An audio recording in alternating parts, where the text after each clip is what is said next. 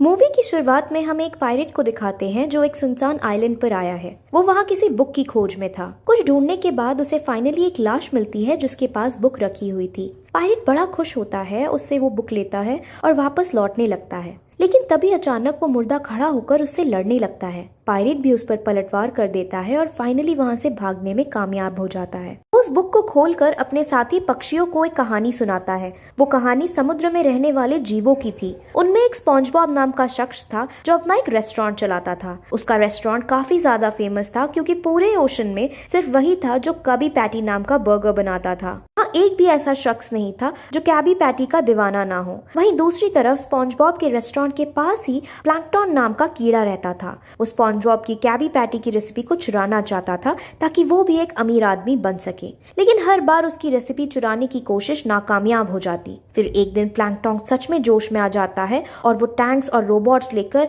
SpongeBob पर हमला कर देता है। स्पॉन्जबॉब और उसके साथी काफी कोशिश करते हैं उसे रोकने की, लेकिन अंत में प्लैंकटन उनकी रेसिपी तक पहुंच जाता है। लेकिन वहां भी फूटी किस्मत प्लैंकटन का साथ छोड़ देती है और उसके रोबोट में फ्यूल खत्म हो जाता है। अब बुरी तरह निराश हो प्लैंकटन अपने घर चला जाता है। वो बाहर जाकर बहुत ज्यादा रोने लगता है। स्पॉन्जबॉब का साथी उसकी इस हालत को देख बहुत मजाक उड़ाता है, लेकिन फिर थोड़ी देर बाद हमें पता चलता है कि असल में बाहर जो रो रहा था वो प्लैंकटन का एक रोबोट था और असली प्लैंकटन उस रॉकर के अंदर रेसिपी चुरा रहा था। वो फिर रेसिपी को उठाकर वहां से भागने लगता है कि तभी वहां स्पॉन्जबॉब आकर उसे देख लेता है। उन दोनों में झड़प होने लगती है, लेकिन तभी रहस्यमय तरीके से वो रेसिपी अपने आप गायब हो जाती है। उन दोनों को कुछ समझ नहीं आता कि ये क्या हुआ। वहीं तभी बहुत सारे लोग भी आ जाते हैं और उन्हें जब ये पता चलता है कि रेसिपी गायब हो गई है तब सब लोग बहुत ज्यादा बौखला जाते हैं, क्योंकि वो रेसिपी सिर्फ एक ही कागज पर लिखी हुई थी। वो इस रेसिपी को दुनिया से छुपाना चाहते थे और वो इस कदर उसको छुपाकर रखना चाहते थे कि स्पॉन्जबॉब ने खुद उस रेसिपी को कभी याद नहीं किया था। अब गैरी जो स्पॉन्जबॉब की रेस्टोरेंट में काम करता था, वो प्लैंकटन को पकड़ उसे टॉर्चर करने की कोशिश करता है ताकि वो जो उसने फॉर्मूला छुपाया है वो उगल दे। सबको यही लग रहा था कि प्लैंकटन ने ही फॉर्मूला अपने पास चुराया है, लेकिन सिर्फ स्पॉन्जबॉब को ही पता था कि प्लैंकटन निर्दोष है। इसीलिए वो चालाकी से प्लैंकटन को लेकर वहां से भाग जाता है। अब पायरेट कहानी को समाप्त कर उस डायरी को साइड रखने लगता है। पक्षी उससे कहती है कि इस कहानी में ये क्या हुआ, इतनी बुरी एंडिंग, इसे जल्दी से तुम सुधार दो। पायरेट मना करता है कि एंडिंग यही रहेगी, लेकिन पक्षी फिर उससे लड़ने लगती है। जिस बीच बुक का लास्ट पेज जिस पर द एंड लिखा हुआ था वो समुद्र में गिर जाता है। उस पेज को एक गिलहरी जो समुद्र के अंदर एक चेम्बर में रखा करती थी वो उठा लेती है। वो गिलहरी एक रिसर्चर टाइप की गिलहरी थी और उसका नाम सैंडी था। फिर स्पॉन्जबॉब प्लैंकटन के साथ सैंडी के पास जाता है हेल्प मांगने, लेकिन वहाँ सैंडी इतनी होशियार थी कि द एंड लिखे कागज को एनालाइज कर वो ये कहने लगती है कि सैंडविच देखता हमसे नाराज हो गए हैं, जिस वजह से सारी कैबी पैटी खत्म हो गया। अब स्पॉन्जबॉब को यहाँ से भी मदद नहीं मिलने वाली थी, इसीलिए वो उदास हो चला जाता है। वो फिर अपने दोस्त क्रैब के पास जाने का डिसाइड करता है कि वो तो मेरी बात सुनेगा, लेकिन वो भी स्पॉन्जबॉब के इस कारनामे से काफी गुस्सा था, इसीलिए वहां से भी स्पॉन्जबॉब को भागना पड़ता है। अब रात को वो दोनों काफी उदास हो जाते हैं, लेकिन तभी प्लैंकटन को एक आइडिया आता है कि वो टाइम मशीन बनाए और टाइम के पीछे जाकर उस रेसिपी को ले आए। स्पॉन्जबॉब को यह आइडिया काफी ज्यादा पसंद आता है, जिसके बाद वो तुरंत टाइम मशीन बनाने लगता है। इसको बनाने के लिए उन्हें एक सुपर कंप्यूटर की जरूरत थी, इसीलिए प्लैंकटन अपने घर जाकर उसे लाने का डिसाइड करता है। उसका कंप्यूटर असल में एक पावरफुल एआई थी और असल में प्लैंकटन की वो वाइफ भी थी। मींस प्लैंकटन की वाइफ एक एआई कंप्यूटर थी। अब प्लैंकटन के घर पर स्पॉन्जबॉब का दोस्त पैट्रिक पहरा दे रहा था और उसकी वाइफ यानी कंप्यूटर को चेन से बांध रखा था। वो दोनों फिर चुपके से वहां जाते हैं और क्रैब के गले से चाबी निकालकर उस कंप्यूटर को खोलते हैं और काफी स्ट्रगल करने के बाद वो कंप्यूटर वहां से ले जाते हैं और अपनी टाइम मशीन बनाना शुरू करते हैं। अब उनकी कुछ देर में ही टाइम मशीन बनके रेडी हो जाती है, जिसके बाद वो एज ए टीम बनकर मिशन पर जाते हैं। लेकिन वो फर्स्ट टाइम मशीन को यूज कर रहे थे, इसलिए कुछ गड़बड़ी के चलते वो सिर्फ 4 दिन ही आगे जा पाते हैं। वहाँ चारों तरफ रेगिस्तान ही रेगिस्तान था, यानी दंगा फसाद इतना होने लगा कि पूरा सिविलाइजेशन ही खत्म हो गई। वहाँ सिर्फ पैट्रिक बचा था जो कि पागल बन चुका था। स्पॉन्जबॉब काफी ज्यादा डर जाता है और वो तुरंत टाइम मशीन में बैठ सही टाइम चूज करता है, लेकिन इस बार वो हजारों साल आगे फ्यूचर में पहुंच जाता है।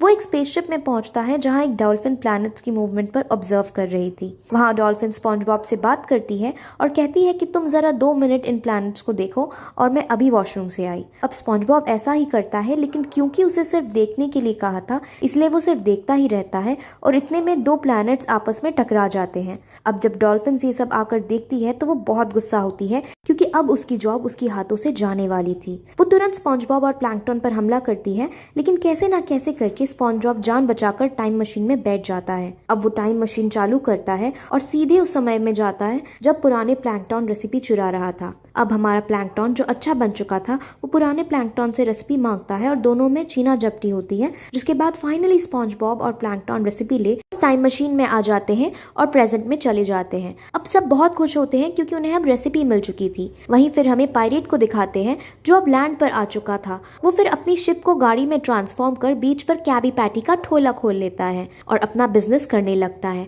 वहीं फिर समुद्र के अंदर स्पॉन्जबॉब खुश होकर रेसिपी को खोलता है, लेकिन उसे पता चलता है कि ये तो फर्जी रेसिपी है जो प्लैंकटन असली रेसिपी के साथ एक्सचेंज करने के लिए लाया था। अब सब ये देखकर बहुत ज्यादा गुस्सा हो जाते हैं क्योंकि अभी अभी पैट्रिक ने कैबी पैटी के पागलपन में गलती से वो टाइम मशीन भी तोड़ दी थी और अब वो वापस टाइम मशीन में भी नहीं जा सकते थे। अब सब गुस्से में आज स्पॉन्जबॉब को फांसी पर चढ़ाने का डिसाइड करते हैं, लेकिन तभी स्पॉन्जबॉब को वहां ऊपर जमीन से पायरेट की बनाई हुई कैबी पैटी की खुशबू आने लगती है। वो ये बात सबको बताता है और सबको भी कैबी पैटी की स्मेल आने लगती है। स्पॉन्जबॉब आइडिया देता है कि वो लैंड पर जाकर कैबी पैटी को हासिल कर सकते हैं, जिसके बाद सब ऐसा ही डिसाइड करते हैं। लेकिन तभी क्रैब कहता है कि ये स्पॉन्जबॉब की एक और चालाकी है, ये हम सबको लैंड पर ले जाकर मारना चाहता है क्योंकि हम सब सिर्फ पानी में ही सांस ले पाते हैं। अब स्पॉन्जबॉब की काफी उदास हो जाता है क्योंकि ये बात सच भी थी कि वो पानी के बाहर जाते ही मर जाएगा। लेकिन फिर तभी वहां पे फ्यूचर डॉल्फिन आती है जो स्पॉन्जबॉब से काफी ज्यादा खुश थी कि वो खुद उस स्ट्रेस भरे नौकरी से निकलना चाहती थी। वो फिर स्पॉन्जबॉब को थैंक यू बोलती है और उसकी प्रॉब्लम को समझते हुए